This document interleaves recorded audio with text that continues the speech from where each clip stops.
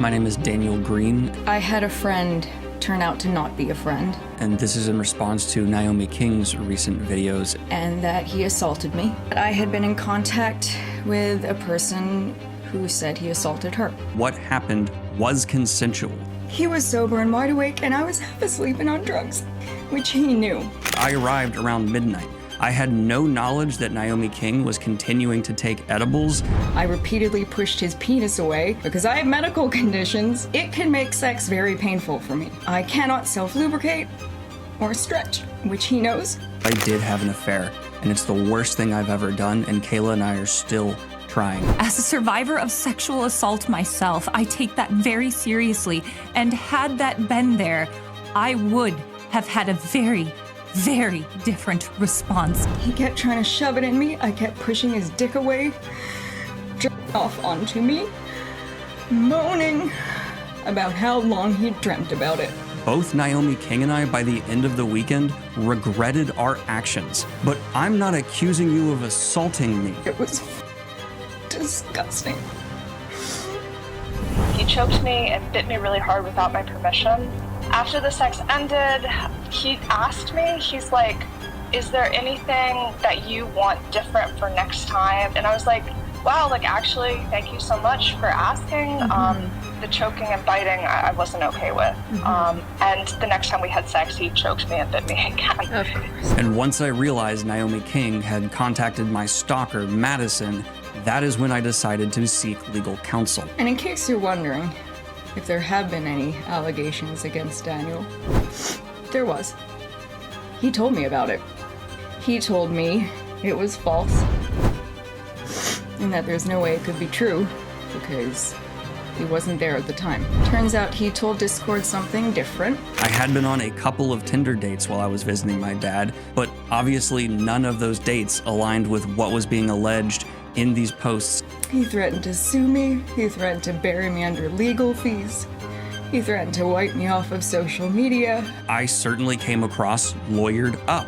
And yes, I absolutely am. Their video was heartbreaking and full of lies. I love Daniel, and he has put in hard work and years of therapy and has proven to me that he is the person that I want to spend my life with. Both times he jerked himself off onto me.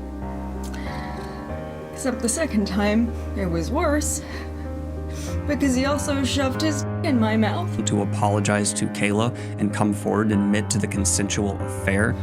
Both times he said horrific things while doing it.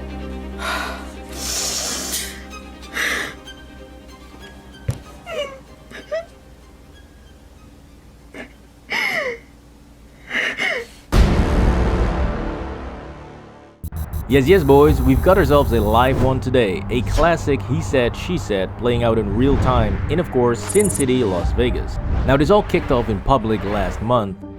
Hi guys, 2 years ago YouTuber Daniel Greene threatened to wipe me off of social media.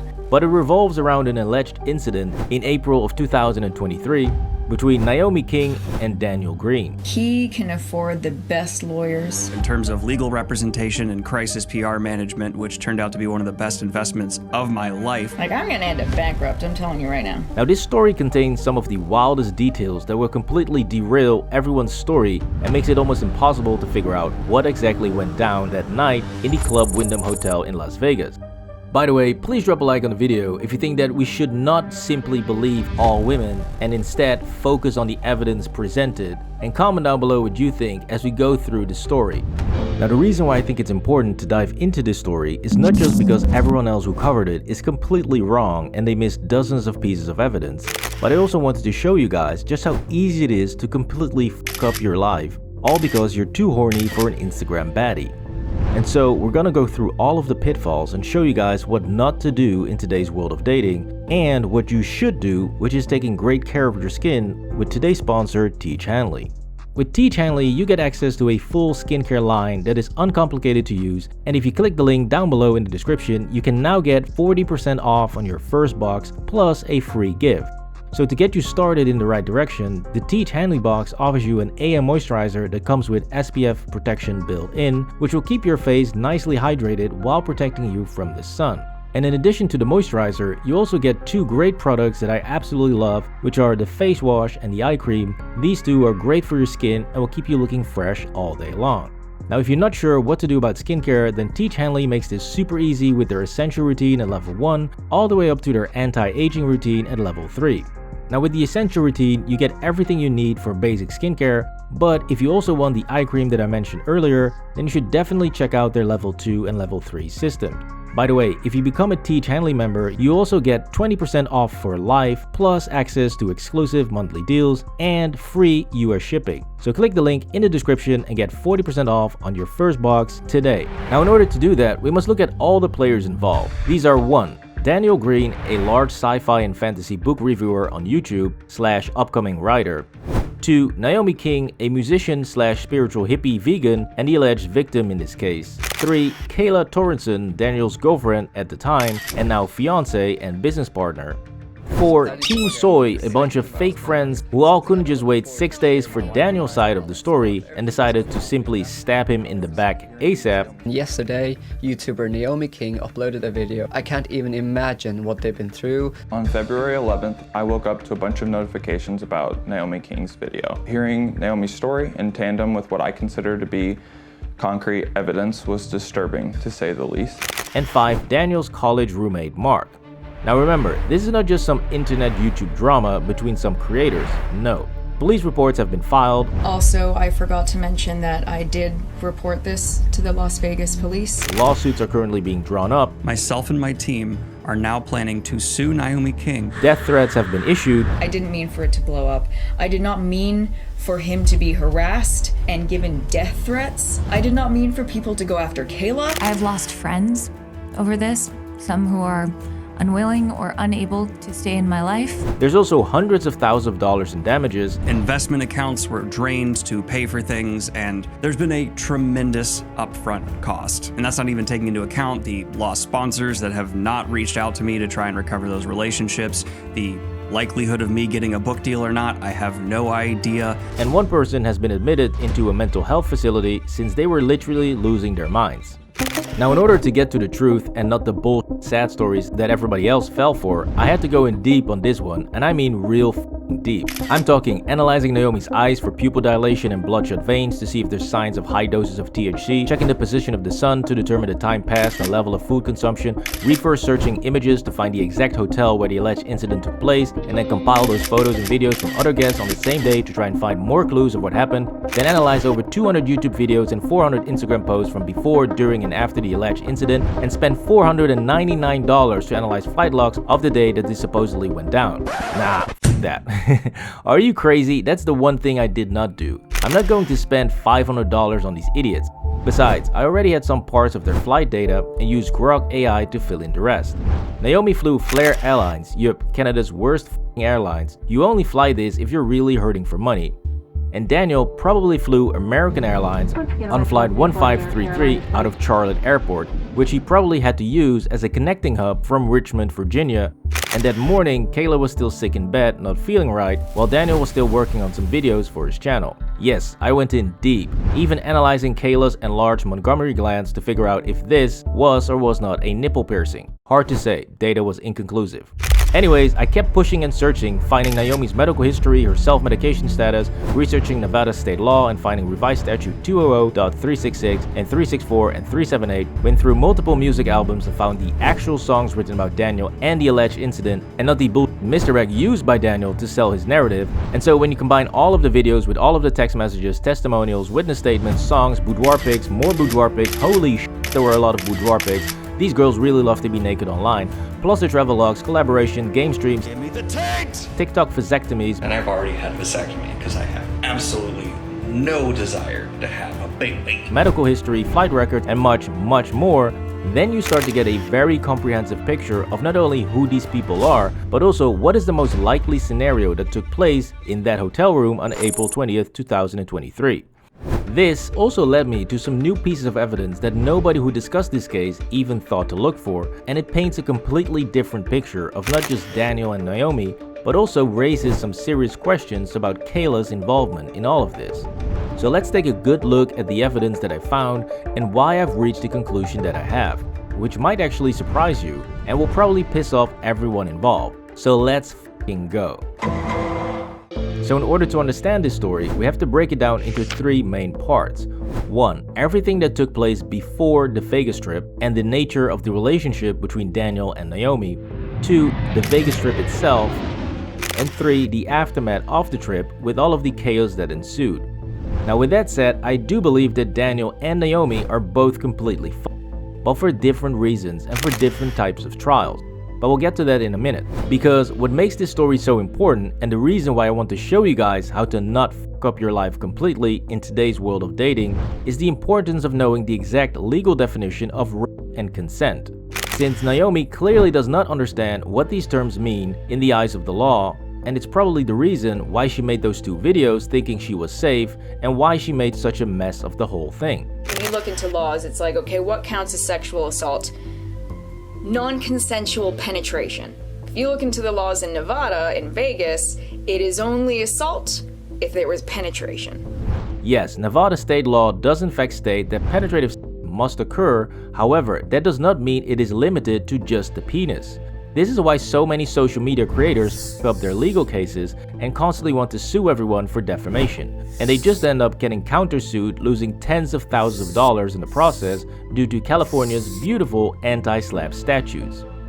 Because if Naomi had simply taken 10 seconds to read Nevada's revised statute 200.366, then she would have seen that it literally states that sexual assault, also known as rape, constitutes all types of non-consensual penetrative sex, and that penetrative sex here is defined as one of the following: vaginal intercourse, oral sex, anus, digital sex, inserting any body parts in the vagina or anus, and penetrative sex with an animal for all you freaky perverts out there. So with all of that in mind, listen to what Naomi claims that Daniel did against her will. Push over, shove tongue in mouth, suck the lick the app. Like, he literally was just like, bam, bam, bam. Like, and then he tried to stick it in me. Except the second time, it was worse. Because he also shoved his in my mouth. Yeah, all of those activities easily constitute penetrative sex under Nevada's revised statute. So that in itself is already a massive strike against Daniel if those activities actually occurred without consent. Since Nevada's consent laws open up a whole new world of shit for Daniel, because Naomi also claimed that she was consuming edibles in gummy form all day long, Taking 40 milligram edibles all day. and therefore she was high as f that night when Daniel did the things she alleges. And so Daniel's only defense here was that he did not know how high she actually was when he showed up at midnight, Greeted me and walked me back upstairs, sober as a whistle. I had no knowledge that Naomi King was continuing to take edibles. Yeah, not knowing is never a good defense in cases like this. Just like saying I didn't know how old she was is also not going to keep your ass out of jail. And we will get to the specifics on whether or not all of this is true in a minute, but it's important to first establish what exactly is at risk here for Daniel. It doesn't matter what history you have with somebody. In the moment, if there is no consent, there is no consent. All of this clearly constitutes sexual assault, plain and simple. It doesn't matter that Naomi says over and over that she never used the word rape or assault. I never once said Daniel Greene raped me. I never once said Daniel Greene assaulted me. Since she literally listed every sexual thing he did to her, and that according to her, he did so without consent. And so in Nevada, the maximum punishment for this is life without parole. But since no serious bodily harm was involved, and Daniel has no priors or anything, the lightest possible sentence would be life with the possibility of parole in 10 years. So yeah, much better, right? Now obviously, when Daniel first heard Naomi talk about this Vegas trip publicly in this specific context, he naturally freaked out and immediately got a lawyer involved. This man has been doing the same things, he has been using the same excuses, he's been manipulating and lying and coercing for almost a decade. Naomi thought that she was doing nothing wrong because she did not name anyone involved, and still to this day, Naomi is defending that video by saying she never said that the video was about Daniel. Reiterate the fact that I never said this video was about Daniel.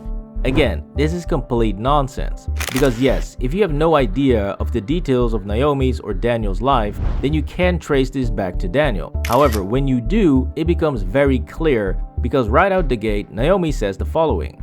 About 2 months ago, I had a friend turn out to not be a friend because he did I didn't want, he coerced me. So remember, this was published on the 19th of June in 2023, meaning that about 2 months ago would line up perfectly with that Vegas trip in April. And Naomi also confirms this by saying the following. Basically when I got back from Vegas, which is where he did it. So how the f is this not supposed to be about Daniel when you're talking about a Vegas trip of 2 months ago and you took a trip to Vegas with Daniel 2 months ago? That's already pretty solid evidence, but she drops even more hints, making it impossible to not be about Daniel. I recently got in contact with somebody he assaulted 7 years ago. So here, Naomi doesn't say who that person is. However, 7 years ago in 2023 means 2016, which aligns perfectly with the girl who accused Daniel of in 2016. So all of these details very clearly tie this video to Daniel, and this shows us that Naomi is basically way too naive, and it will become very evident just how naive and clueless she actually is when we get into the details of how she met Daniel and how this trip came about. He first slid into my DMs over Black Lives Matter. Yeah, so this right here is the classic male feminist bullshit that I've been talking about for years, and she ate it all up. Now to me, this single message at the very start of their relationship is the most damaging evidence that Daniel is a manipulative, lying piece of shit. And don't get me wrong, this does not mean that he did what Naomi accused him of, but it is a great insight into his character. Forget the whole cheating on your girl and alleged lying and manipulation to get chicks into bed. That's just classic fuckboy shit, like I discussed in the Hot Guys Are Brutal video linked up here.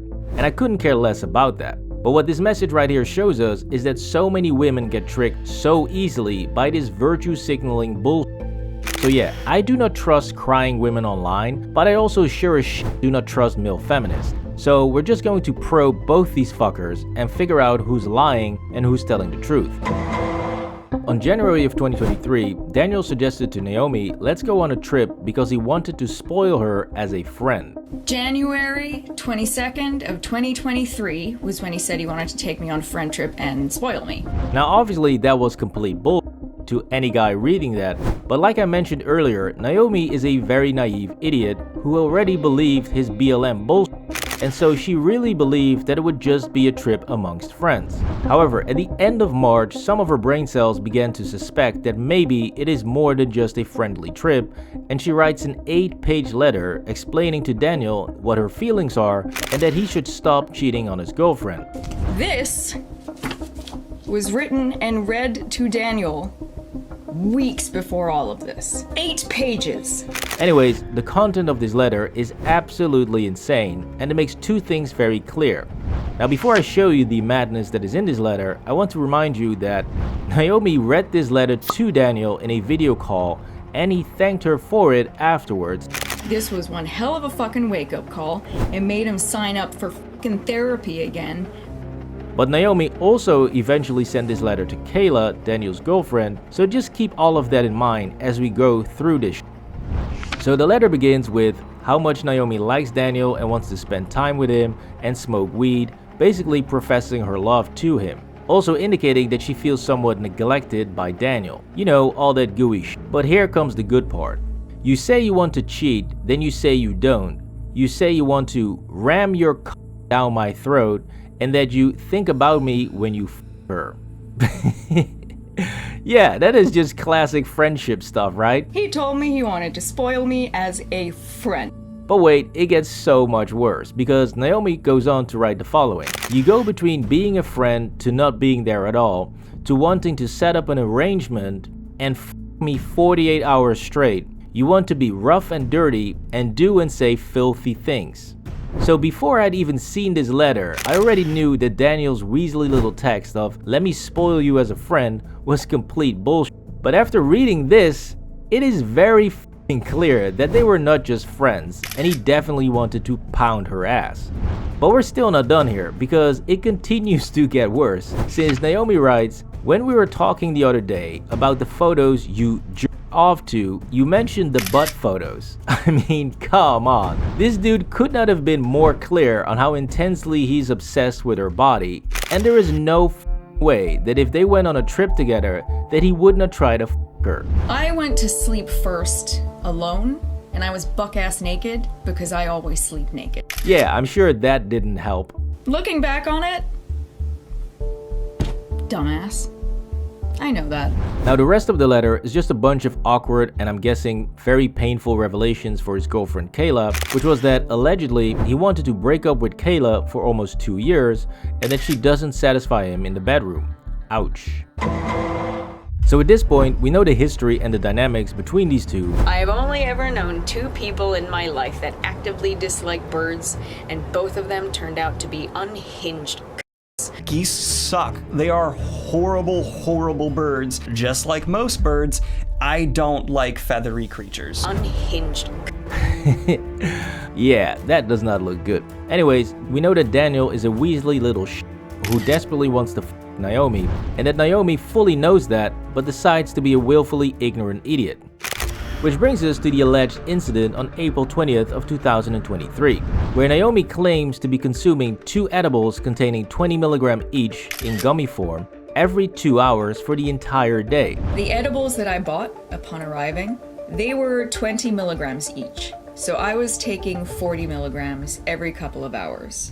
Now even though we can't verify this, it was the 420 weekend in Las Vegas, which for people that are not potheads means it's a day of celebration for the weed community, and so it makes sense that a pot-loving vegan hippie that is covered in a bunch of traditional spiritual tattoos would participate in such a celebration, and she did mention smoking weed multiple times in her 8-page letter. So yeah, I have no problem believing that Naomi was high as on that day.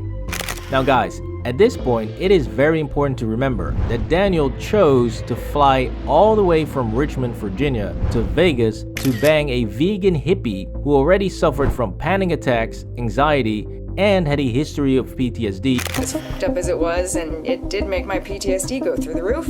In addition to that, Naomi also suffered from other mental health disorders. The narrative from my childhood that I'm a terrible person. I am diagnosed bipolar 1, and I am seeing my psychiatrist again. My bio daddy, he used to cause a lot of my problems. And was apparently a sugar baby on the side to a married man. I'm a sugar baby. Senor married man. He's nearing 50. He was messaging multiple sugar babies. If it wasn't me, it was gonna be somebody else.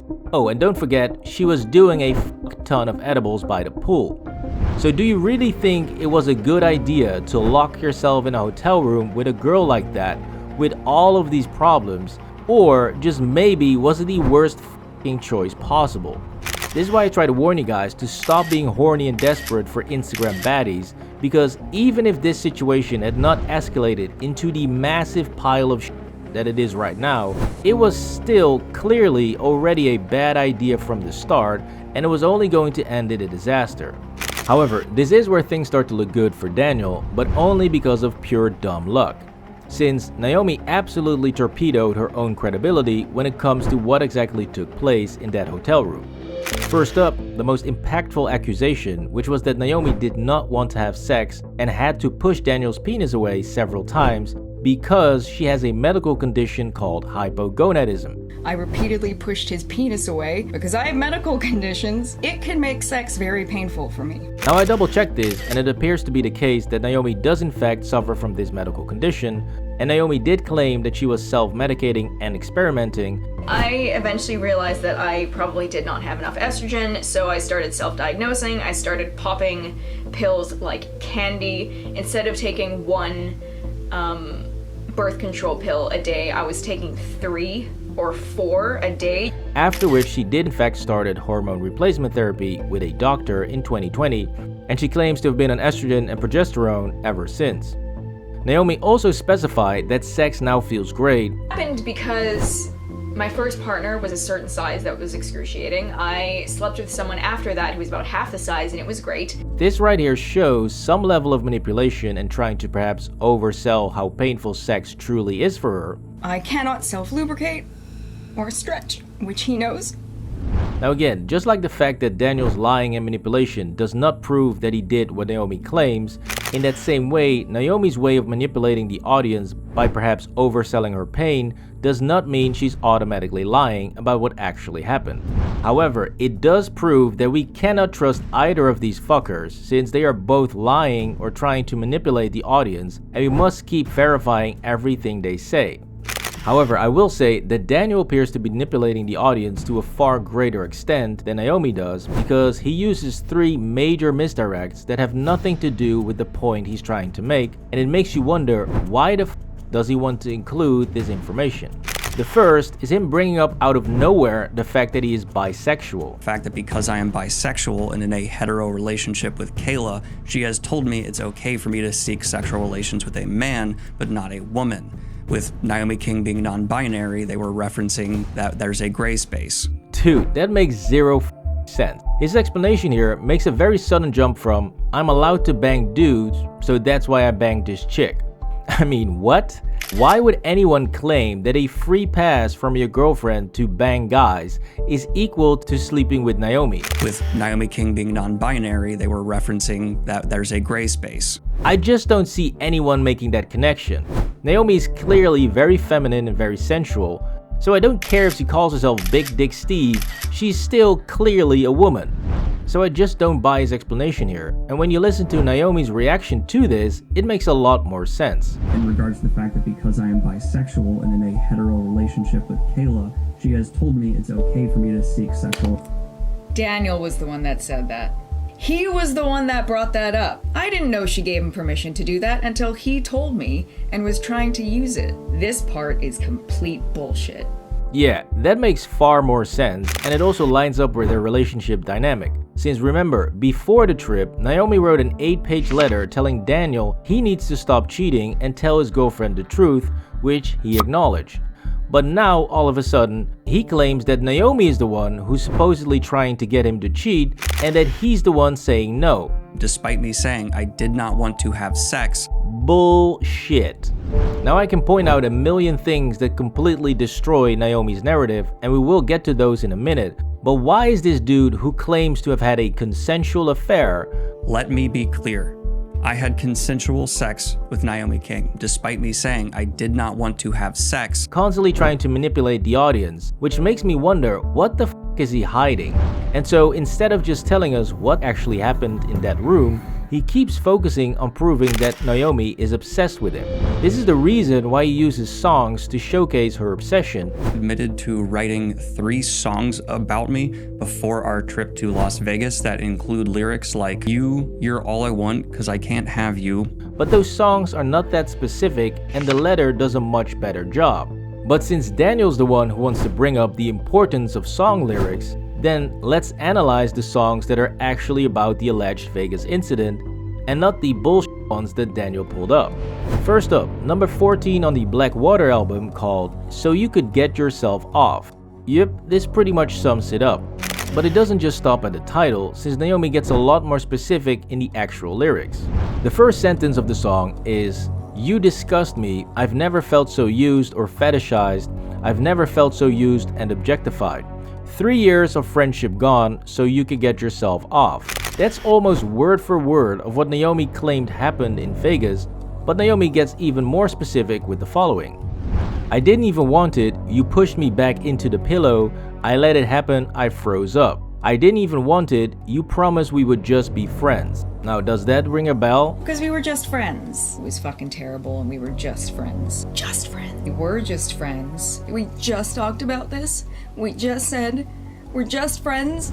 So while Naomi is the one giving us loads of details of what she claimed happened in that hotel room, even to the point of crazy enactments, Daniel's only concerned with providing us with details right before entering and right after leaving the room, even going into detail about the events in the hotel lobby. Contradicts what actually happened when I arrived, where they walked down to the hotel lobby in a bathrobe. How the f is any of that relevant? I don't want to hear what Naomi was wearing in the hotel lobby. I want to know, what did you do when you got into that room? What did you do after the supposed consensual part? He's providing us with 0 details on how the consensual part supposedly went down, and he's just focusing on proving that Naomi is a liar. Directly there, Naomi King is contradicting themselves saying I was on 0, then 10. But in addition to that, even in the screenshot they show, they're messaging me about taking 40 milligrams around lunchtime, and then directly state that I arrived around midnight. I had no knowledge that Naomi King was continuing to take edibles. He commented on how high I looked. If you pay close attention to his defense, you'll notice that he never confirms or denies that he took half a gummy. And he just says, look, she's confused, therefore don't believe anything she says, and moves on. It's just another example of him not wanting to give any details about what happened in that room and what prompted him to take half a gummy. And this actually makes sense when you listen to Naomi's version of why he took half a gummy. I remember one of the first things he said upon seeing me was he commented on how high I looked. So I said, you want to catch up? He took half a bite of one, which would have been 10 milligrams. You see, this perfectly explains why Daniel does not want to talk about taking half a gummy, since it shows him acknowledging that he sees that Naomi is high as f, and that's why she offered him a gummy to catch up. That is why he bit half an edible. Now again, we cannot verify if this actually happened, but it is clear that Naomi is giving us logical explanations for different actions, and Daniel is completely avoiding giving us any details that would make any sense. And the reason why this is so strange is because Daniel is actively avoiding talking about one of the biggest pieces of evidence that could help his case, which is the fact that he paid Naomi. You were coming on so strong. You started talking money. I said I could do that, expecting more of a conversation, but you took that as a cue to start. Now Naomi is the one mentioning the money, even though it clearly hurts her case, and this makes you wonder, why isn't Daniel the one bringing this up? While he laid the money that he took out of the ATM, that he promised would be just for being friends, on my body. Like, I know. Me sharing this information makes me look bad. People are gonna fucking hate me for this, and I know that. But, you know, it is what it is. I'm getting sued anyway. Here we go. Now yes, I know, solicitation is illegal in Clark County. However, it only carries a maximum sentence of 6 months in jail and or a $1,000 fine, which is a lot less than life in prison with the possibility of parole in 10. So why the f would anyone want to risk that by not mentioning the money? It makes no sense. But Daniel rather goes looking for hidden messages in song lyrics than mentioning the fact that he paid her. Admitted to writing 3 songs about me. This to me is very strange, since the only reason to avoid mentioning the money is if you did something shady and the money was used to cover it up or make it go away.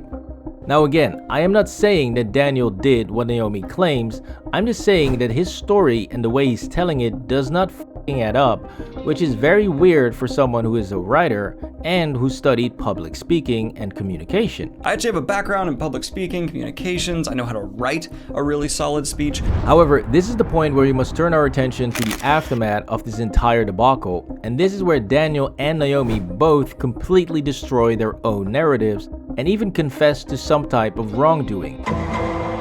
So on April 27th in 2023, just 7 days after that first night, Naomi writes to Daniel, "There's a part of me that is still hurt and mad and wants you to suffer, but also I love you and care about you and am worried about you." Daniel responds by saying, "I am trying to fix myself. I am trying to not be the person the voices in my head tell me I am. The guilt made me suicidal. I am so f***ed up and unhealthy towards sex and relationships. I am so sorry I hurt you as well." This clearly indicates to me that something strange happened between the two in that hotel room and that it was a lot more than just basic cheating. And so Daniel insisting on proving that Naomi wanted him is completely pointless, since she's already admitted to this multiple times. But what does prove something very important is the fact that Naomi really did herself dirty and completely destroyed her non-consensual argument when she reached out to Kayla. In May, they sent me a video, unprompted, wanting to apologize for what had happened. I did to you what was done to me 10 years ago, and I hate myself for it. I feel sick. It was one of the most painful things I have ever gone through, and I did it to you.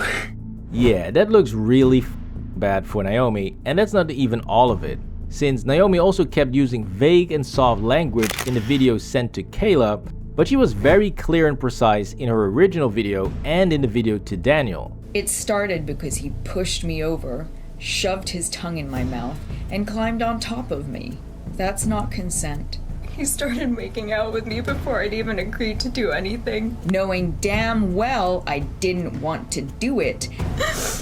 I did not enjoy it. He did not enjoy it, and it kills me. Naomi is very vague and makes it seem as if she simply had an affair with Kayla's boyfriend. And so just like you can criticize Daniel for never being specific on the events that took place inside the room and trying to misdirect the audience, you can also heavily criticize Naomi for never clearly communicating to Kayla that she was forced to do the things that Daniel did to her, according to Naomi. Like that night was non-consensual. And to add to this, Naomi makes it even worse by sending the dumbest DMs to Daniel right after the alleged incident, stating, "I kind of wonder why you even crossed that line, because you didn't commit to it even in the moment. You weren't allowing yourself to enjoy it. Why the f would you write that to someone you claimed has just forced you to do things against your will?" I am not retracting my statement that Daniel Greene pressured me into things that I did not want. That doesn't make any sense to me. But that's not all, because she also sent this to Daniel. "If you were doing it for me, then you should have put in a little bit more effort in regards to my pleasure." Again, this does not read like a victim of something she did not want to do. It reads like Daniel being a lazy and selfish lover and only caring about getting himself off. However, that is not a criminal offense. Now, one of Daniel's biggest arguments for proving that it was Naomi wanting him and that it was fully consensual is actually backfiring at him when you look at it more closely. And in regards to the allegation about me pressuring in the absence of lube, it was Naomi King who on our second day there was repeatedly asking me to go buy lube despite me saying I did not want to have sex. Yeah, the problem with that defense is that he's confirming Naomi's story, showing that he knew he was dealing with someone who clearly told him, "I only want to have sex with lube," and he then admits that he never bought any lube.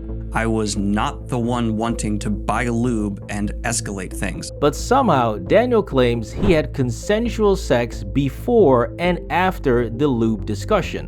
Let me be clear. I had consensual sex with Naomi King. Not only does this make Daniel look bad, but it also supports Naomi's claim of having to constantly push his penis away as he tried to pressure her. He kept trying to shove it in me. I kept pushing his dick away, just repeating, "I'm not having sex without lube, I'm not having sex without lube." I was on 50 milligrams that night. You were on 10. I was half asleep. You were wide awake.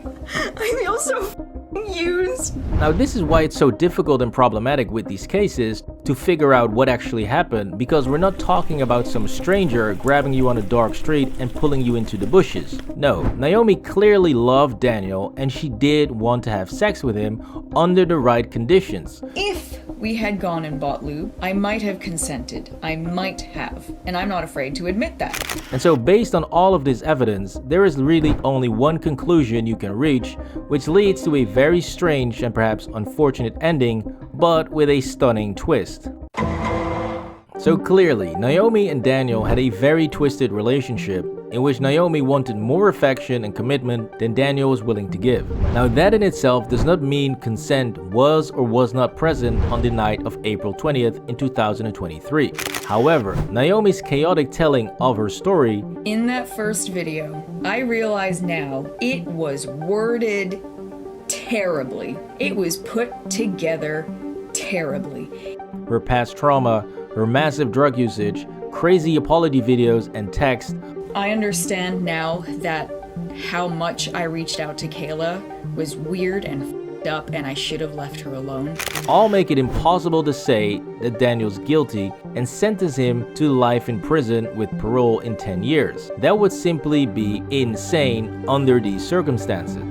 The only argument you can make in support of Naomi would be that given Nevada's definition of consent, you can ask yourself if a person is actually able to give consent if they were truly high as balls. I was on 50 milligrams that night. You were on 10. I was half asleep. You were wide awake. I feel so f***ing used. This is always why I tell you guys, if you're going to have a hookup, then at least capture photos and videos before and after whatever the f you're into. Obviously, do not film the actual act, since that will only make you end up like Destiny, but a simple photo or video of that night inside of that hotel room could have easily proven whether or not Naomi was still high as balls, and if Daniel could have easily seen this. I arrived around midnight. I had no knowledge that Naomi King was continuing to take edibles. So the only reason why Daniel's probably going to walk away from this without any serious consequences is not because he's innocent, since I have no way of knowing if he is, but it's simply because of Naomi's own stupidity in how terribly she turned everything into a complete mess. I did not mean for everything to explode the way that they did, and I'm so sorry that that is what happened. Because I guarantee you, that if Naomi would have never texted Daniel afterwards or sent Kayla and him an apology video, but instead had gone straight to a lawyer, then Daniel would have been royally f***ed. Since any lawyer would have coached her and forced her to tell her story over and over again until she got it perfect. So the only reason why Daniel is safe is pure dumb luck. Or maybe not. Since there's one piece of evidence I've been holding on to, which I found without even looking for it.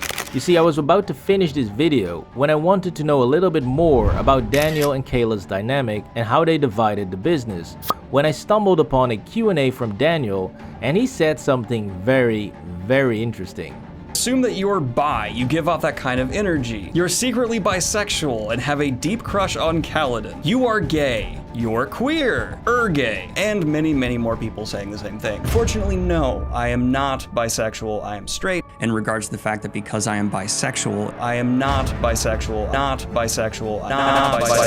straight. She has told me, with Naomi King being non-binary, Daniel was the one that said that. they were referencing that there's a gray space. This part is complete bullshit. I did not want to have sex. Not bisexual, I am straight. I had consensual sex. I had no knowledge. He commented on how high I look. There's a gray space. Not bisexual. I am bisexual and full of lies. So we're supposed to believe that Daniel Greene is a queer, I realized I was queer later in life. bisexual, Because I am bisexual, he, him, that only seems to be dating women, Brittany, it makes me laugh that Kayla and I have had to work on. Madison came to visit me. It was early fall when we started hooking up.